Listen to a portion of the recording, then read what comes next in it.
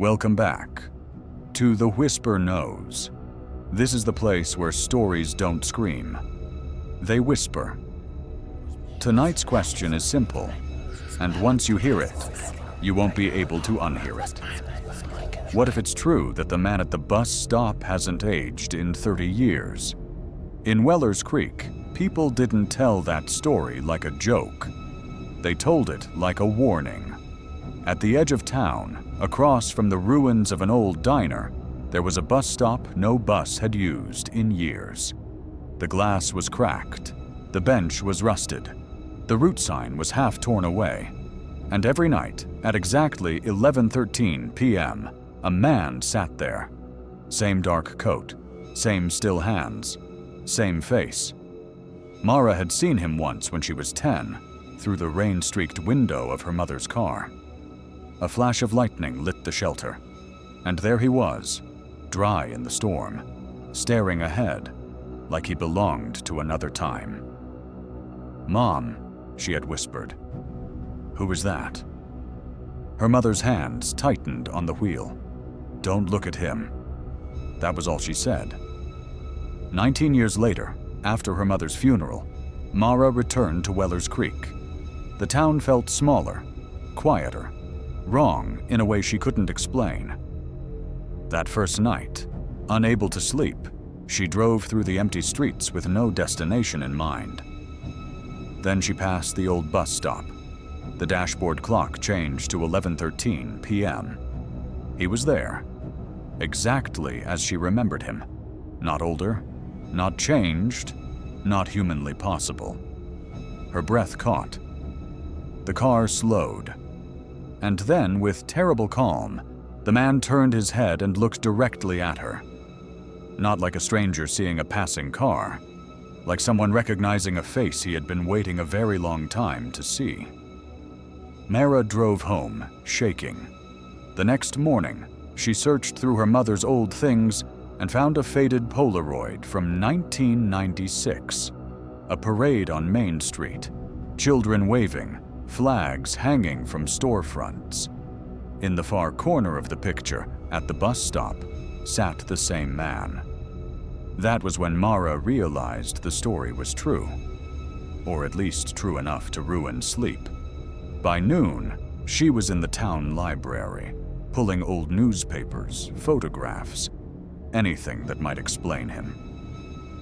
She found him in a snowstorm photo from 1983, in a street fair picture from 1971, in a ribbon-cutting article from the late 50s, sitting near the brand new stop as if it had been built for him.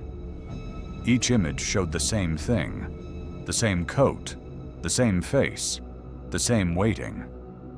When Mara brought the photos to librarian Evelyn Pike, the old woman barely glanced at them. "How long has the town known?" Mara asked. Evelyn looked past her and said very softly, "Long enough to stop asking." That evening, as Mara stepped outside, she noticed a missing person flyer pinned to a pole. Eli Turner, 17, last seen near Hollow Creek Road, 11:13 p.m. Someone had written across the bottom in red ink, "He spoke to the man at the bus stop." That night, Mara went back, and this time, she stepped out of the car. The air around the bus stop felt colder than the rest of the street. Mara crossed the road slowly, every step louder than it should have been. The town was silent. No cars, no wind, no sound except the soft click of her boots on the pavement. The man sat beneath the cracked shelter, hands folded over one knee, eyes fixed ahead. Up close, he looked even worse. Not rotten, not injured, just untouched. His face had the stillness of an old photograph, skin too smooth to belong to someone living, eyes too clear to belong to someone dead. When Mara stopped a few feet away, he spoke first. "You came back later than I expected." His voice was calm, low, almost kind. Mara's throat tightened. "Who are you?" He didn't answer. Instead, he turned his head slightly and looked past her, toward the empty road. "Some people wait for buses," he said. "Some wait for news. Some wait for the one thing they were told would return." Mara felt a chill move down her spine. "What are you waiting for?" This time, he looked directly at her. "You." She stepped back at once. The street lamp overhead flickered, buzzing sharply. For 1 second, the shelter went dark, and in that tiny slice of blackness, Mara heard something behind her. Soft footsteps, quick and uneven, as if someone had run across the road and stopped just short. She spun around. No one. When she turned back, the man was still sitting exactly as before. "You should go home," he said, "before the next one arrives." Mara didn't ask what that meant. She hurried back to the car, locked the doors, and drove away fast enough to leave the rear tires skidding.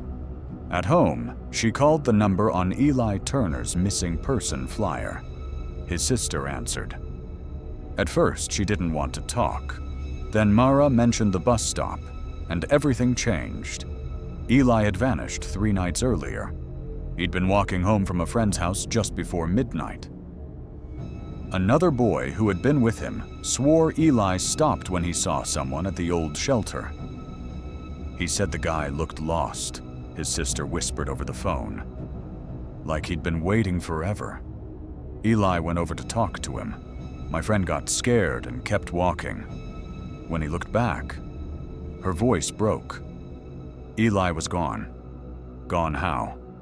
He said the street was empty, like nobody had ever been there.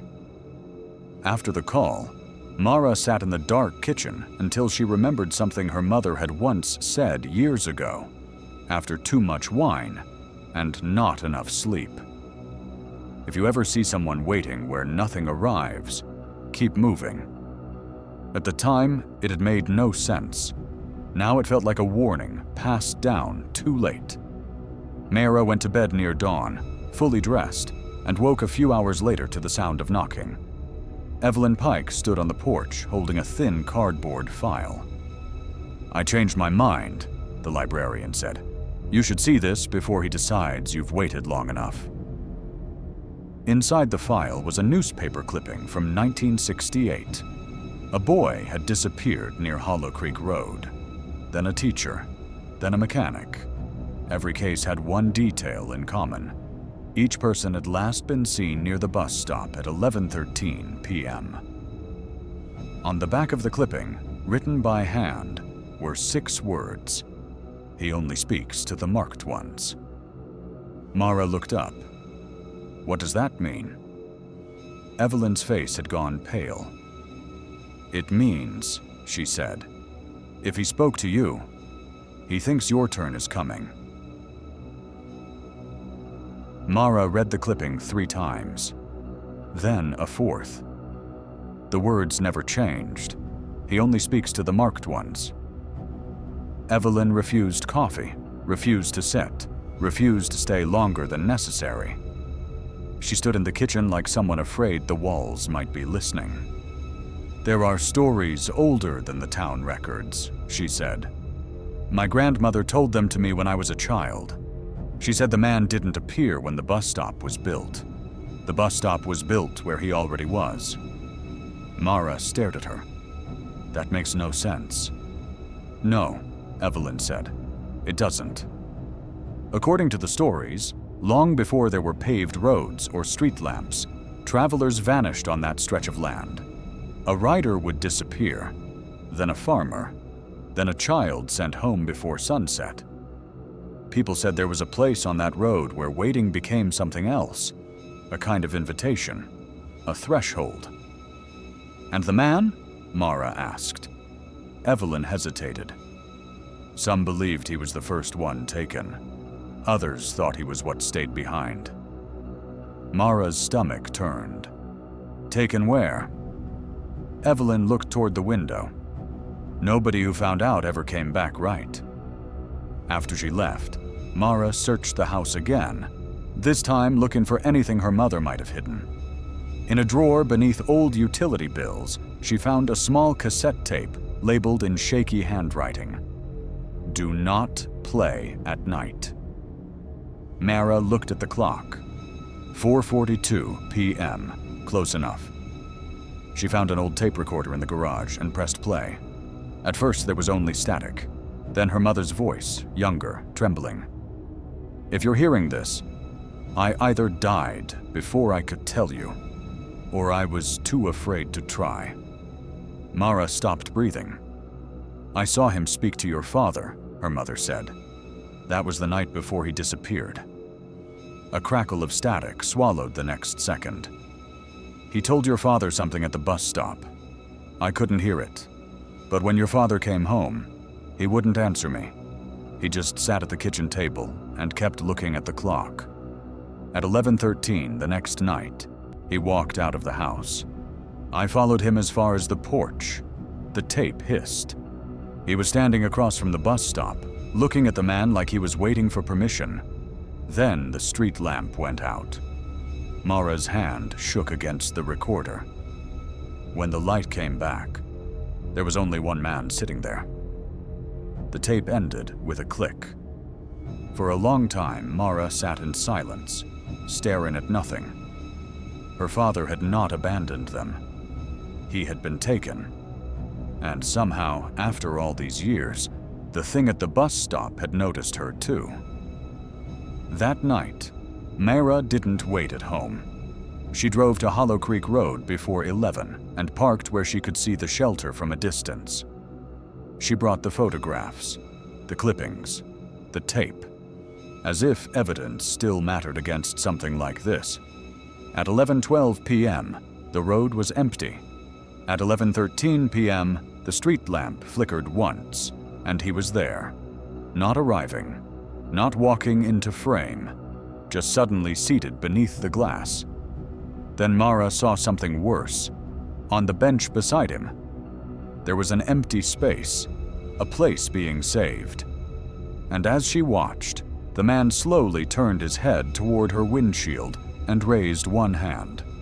Not waving, not threatening, inviting. Mara should have driven away. Every instinct in her body screamed for it. Her hands were already on the steering wheel, her foot poised over the gas. But then she thought of her father, standing in the dark, waiting for permission. She thought of Eli Turner, of all the faces in the clippings, of her mother living with that silence for the rest of her life. So instead of fleeing, Mara opened the car door and stepped into the cold. The man watched her cross the road. No expression, no surprise, only patience. When she stopped in front of the shelter, she forced herself to speak. "What did you say to my father?" The man tilted his head slightly, as though testing how much truth she could survive. "I told him the same thing I told the others." "And what was that?" "That waiting ends if you choose it." Mara felt sick. "Choose what?" He glanced toward the road beyond the shelter, but it no longer looked like a road. In the weak light, the darkness behind the stop seemed deeper than it should have been, stretching too far, like a corridor opening where the street ought to be. "A place where lost things gather," he said, "where grief waits, where unfinished voices keep calling." His eyes returned to hers. "Your father heard one of them." Mara's mouth went dry. "You're lying." "Am I?" The street lamp buzzed again. The air changed. Suddenly, Mara could hear something beneath the silence. Faint sounds, layered and distant. A child crying. Tires on wet pavement. Someone whispering her name in her mother's voice. She froze. The man leaned back on the bench. "They always hear someone," he said. "That is how the waiting begins." Mara wanted to run, but then she heard it again. Not her mother, her father. Very soft, very close. "Mara!" The voice came from the darkness behind the shelter. Tears burned instantly in her eyes. "Dad." The dark seemed to shift, as if a shape were trying to emerge from behind a veil. Mara took one step forward, then another. The man did not stop her. He simply watched. "Mara," the voice said again, weaker now. "Don't." The warning cut off in a burst of static-like noise, as if the air itself had swallowed it. And then Mara understood. The voices were bait, the grief, the longing, the unfinished love. It wasn't a door for the dead. It was a trap built out of what the living could not bear to lose. She stepped back so suddenly, her heel hit the curb. The man's expression changed for the first time. Disappointment. "You were closer than most," he said. Mara's fear turned sharp, clear, useful. "What are you?" For a second, the face in front of her seemed to flicker, like an image failing to hold its shape. Beneath the calm features was something older, stretched thin by years of imitation. "I'm what remains," he said quietly, "when waiting outlives the one who started it." The street lamp burst. Darkness swallowed the bus stop whole, and in that darkness, Mara heard movement all around her. Not one set of footsteps. Many. Mara ran blind. Her shoes slammed against the pavement as whispers erupted from every side, some pleading, some laughing, some calling her name in voices she loved enough to follow. She kept moving anyway, hands out, breath tearing in her throat, until she hit the side of her car hard enough to bruise her shoulder. She yanked the door open, threw herself inside, and locked it, just as the street lamp flashed back to life. The bus stop was visible again. The man was still seated on the bench, but now he wasn't alone. Shapes stood around the shelter, pale and uncertain, like people seen through dirty glass. Dozens of them, maybe more. Some looked half-formed, some were only outlines. Some seemed to be staring at Mara with desperate, hollow faces, while others kept their heads bowed, like they had forgotten what looking up was for. One of them stepped slightly forward, a man in an old work jacket, broad shoulders, familiar posture. Mara's chest tightened so violently it hurt. Her father, or something wearing the memory of him. He lifted one hand toward the car window. His mouth moved. "Go. Not help me. Not stay. Go." The man on the bench turned to look at the figure, and instantly the shape recoiled, folding back into the others as if punished without being touched. Then Mara understood something even worse. They were not simply gone. Some part of them was still there, trapped in the waiting with him, thinning year after year into shadows that could still remember just enough pain to lure the next person in. The dashboard clock glowed in the dark. 11:14 p.m. The man slowly rose from the bench for the first time. He was taller than she expected. Too straight, too smooth in the way he moved, like joints were just an imitation of how bodies were supposed to work. He took one step toward the road. Mara jammed the key into the ignition. The engine coughed once, then died. Outside, all the pale shapes began turning toward her at the same time. Not rushing, not attacking, watching, waiting. The man took another step. Mara tried again. The engine failed. Her hands were shaking too badly to breathe properly.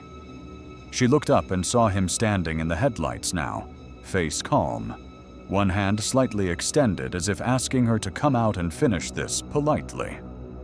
Then, from the passenger seat, her mother's cassette tape began to play on its own. Static burst from the speaker. Then her mother's voice, loud and trembling. "If you ever hear them call you back, close your eyes and keep moving." The man stopped. For the first time, something in his face twisted. Not anger, fear. Mara didn't hesitate. She turned the key again. The engine roared to life. and she drove straight through the space where he had been standing. There was no impact, only a violent drop in temperature, a scream that sounded like 100 voices tearing at once, and then the road was open, empty, real. In the rearview mirror, the bus stop was shrinking into darkness, but just before it vanished from sight, Mara saw the bench, empty. By morning, Mara had made up her mind. She packed a bag, took the photographs, the clippings, the cassette tape, and drove out of Weller's Creek before sunrise touched the roofs. She did not stop for coffee. She did not stop for gas until the town was a shrinking shape in the mirror. She told herself she was leaving for good, but fear has a way of surviving distance. 3 days later, in a motel 2 counties away, Mara woke to the sound of a television murmuring in the next room. The local news was on. A teenage boy was missing, last seen near a roadside shelter outside a town Mara had never heard of. The camera showed the place only for a second, a cracked bench beneath a failing street lamp, and sitting there, just at the edge of the frame, was a man in a dark coat. The same coat, the same stillness, the same face. Mara turned the volume up with numb fingers, but the report moved on before she could hear more. Weather, traffic, a house fire somewhere north. She sat on the edge of the bed and stared at the blank screen after the segment ended. It had moved. Or maybe it had never belonged to Weller's Creek at all. Maybe the bus stop had only been one place where waiting took shape. That night, Mara called Evelyn. The old woman answered on the 3rd ring, as if she had been awake and expecting it. "It's gone," Mara said. There was silence on the line. Then Evelyn asked, "Did you really think that meant it ended?" Mara had no answer. Evelyn's voice dropped lower. "My grandmother used to say there are roads in this country where people go missing in the same way. Different towns, different stories, always the same hour. Always someone who says they saw a man waiting where no one should be." Mara closed her eyes. "So what happens now?" "You keep driving," Evelyn said, "and if you ever see him again..." The line crackled. Mara gripped the phone tighter. "If I ever see him again, what?" But Evelyn didn't finish. The call had gone dead. Outside the motel window, the parking lot was empty except for a vending machine glowing beside the office. Beyond it stood a narrow highway shelter, probably for the regional buses that still ran this route. Mara hadn't noticed it when she checked in. Now she couldn't look away. The digital clock beside the bed read 11:12 p.m. Her mouth went dry. Across the lot, under the weak yellow light, someone was sitting on the bench. Still, waiting. The clock changed. 11:13 p.m. And even from that distance, Mara saw him turn his head and look straight at her window. And that's the thing about places like that. People think the horror lives in the man, in the coat, in the face that never changes. But maybe that's not the worst part. Maybe the worst part is knowing he only appears when there's already something inside you willing to stop and listen. A regret, a grief, a voice you'd do anything to hear one more time. So if you're ever driving alone late at night, and you pass a bus stop where no route should run, don't slow down, don't stare, and whatever you do, don't let him make you feel like you've been expected. Because maybe he isn't waiting for a bus. Maybe he's waiting for the exact moment your loneliness becomes louder than your fear. This is the Whisper Knows, and some stories don't follow you home. They wait for you to leave and meet you further down the road. Good night. Subscribe if you dare to listen.